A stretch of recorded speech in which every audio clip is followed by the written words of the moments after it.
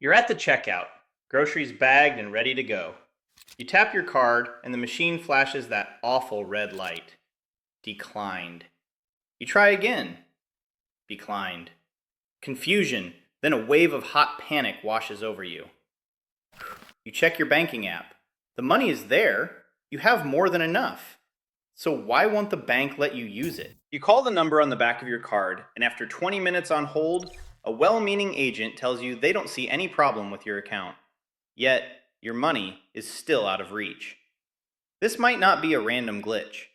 It's possible your bank's automated security system has placed a flag on your account, effectively locking you out.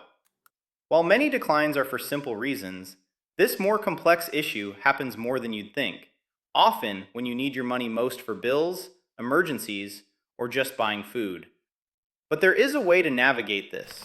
There's a simple, three-step approach you can use to get to the right people and get it sorted out, often on the same day. What just happened at that grocery store wasn't necessarily a mistake by the payment terminal. It could have been the result of a silent, automated system running deep inside your bank's servers. This system is constantly monitoring transactions to protect you and the bank, and sometimes it gets things wrong. We're talking about internal risk flags. These aren't the typical fraud alerts you get via text. They can be invisible holds, limits, or blocks placed on your account by an algorithm that has decided your behavior is, in some way, unusual. The scary part is that the definition of unusual can be surprisingly broad, and it sometimes catches innocent people in its net. Maybe you made a lot of small purchases in one day, triggering a velocity flag. Maybe you tried to pay a new, unfamiliar merchant online. Or maybe you received a large payment from a friend, and the bank's anti-money laundering software decided it looked questionable.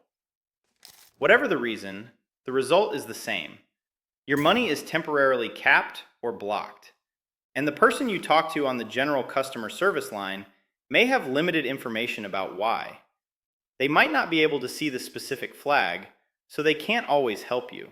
In this video, we're going to pull back the curtain on this hidden system.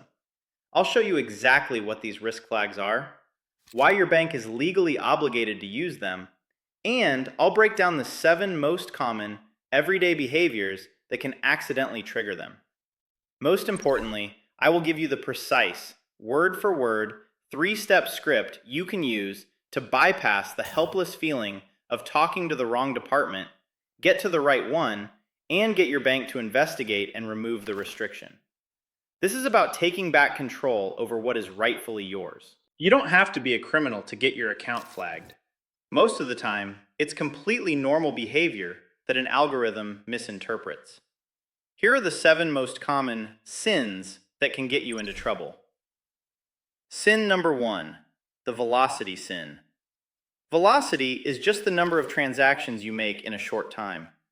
If you suddenly go on an online shopping spree and buy things from 10 different websites in an hour, you might commit the velocity sin. The algorithm sees a pattern that looks like a fraudster trying to max out a stolen card. Sin number 2, the strange merchant sin. Your bank has a profile of your typical spending. If you suddenly buy something from a merchant you've never used before, especially one the bank's algorithm considers high risk, it can raise a flag. This could be anything from an online vape shop to a website that deals in cryptocurrency. The algorithm just sees a deviation from your normal pattern. Sin number 3, the big cash sin. As we covered, cash transactions over $10,000 trigger a CTR. But the real trouble starts if you try to be clever about it. Let's say you need to deposit $15,000. If you deposit $8,000 on Monday and $7,000 on Tuesday to stay under the $10,000 daily threshold, you've just committed a federal offense called structuring. Banks are trained to spot this, and it's a massive red flag that is very likely to generate a SAR. Sin number 4, the geographic sin. This is the classic travel mistake. You live in New York and fly to Los Angeles. You try to use your card, and it's blocked. While many banks now use sophisticated real-time location data, Failing to set a travel notice can still trigger a temporary freeze with some institutions. This can apply to online purchases too. Using a VPN that routes through another country can sometimes cause online payments to fail. Sin number 5, the crypto sin. Banks often view cryptocurrency with extra scrutiny due to regulatory concerns.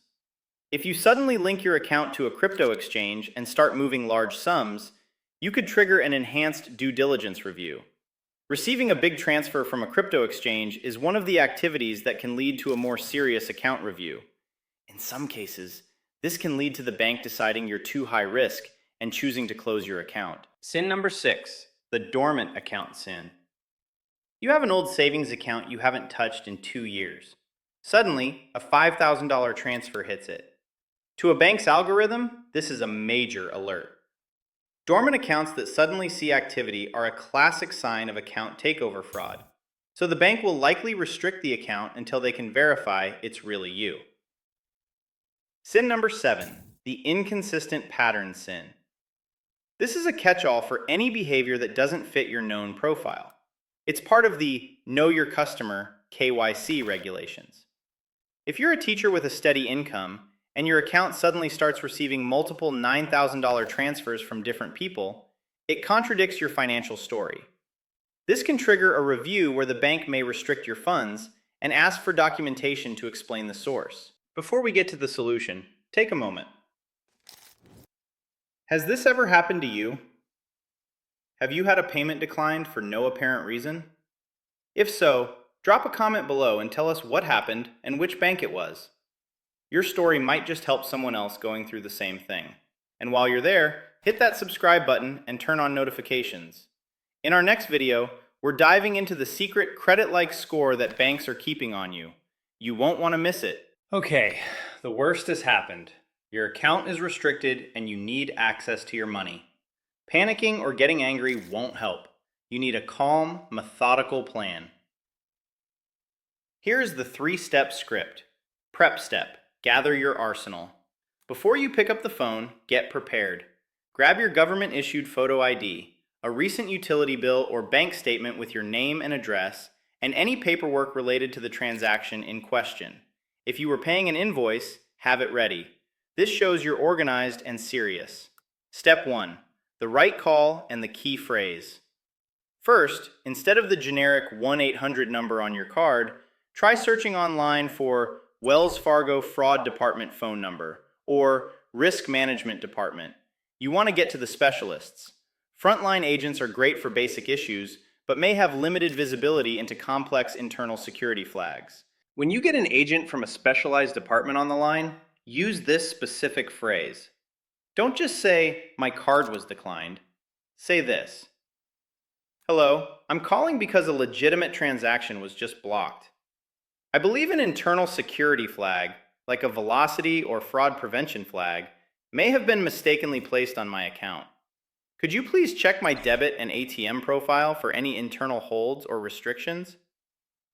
Let's break this down. Using keywords like internal security flag and velocity signals that you're an informed customer. It tells the agent to look beyond the basic script and check the advanced systems where these flags are often visible.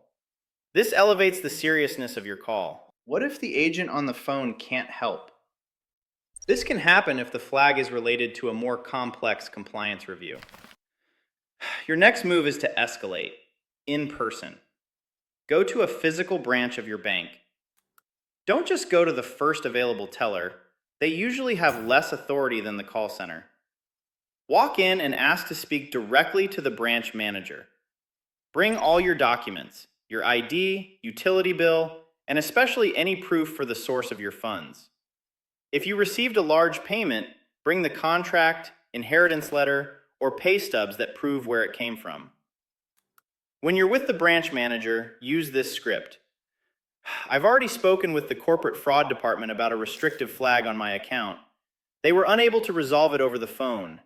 I've come here in person with my full identification and documentation for the transactions in question. I need your help to get this reviewed and escalated to have the flag removed." This is a powerful move. Branch managers can act as an internal advocate.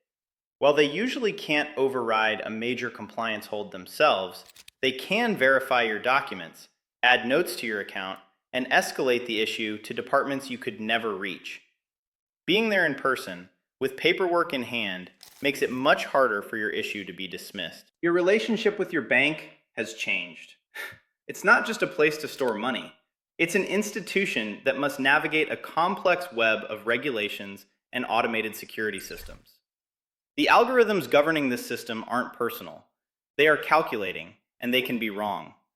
An account freeze feels like a personal attack, but it's often just a machine making a decision based on a data point. The good news is that you are not powerless. By understanding the system and using the right language, you can cut through the red tape. Remember the 3 steps: the right call and the key phrase to get to the specialists, the verification protocol to prove your legitimacy, and, if needed, the in-person escalation to the branch manager to champion your cause. It's your money. You earned it, and you have a right to it. Don't let a flawed algorithm stand in your way. Now you have the playbook to take back control.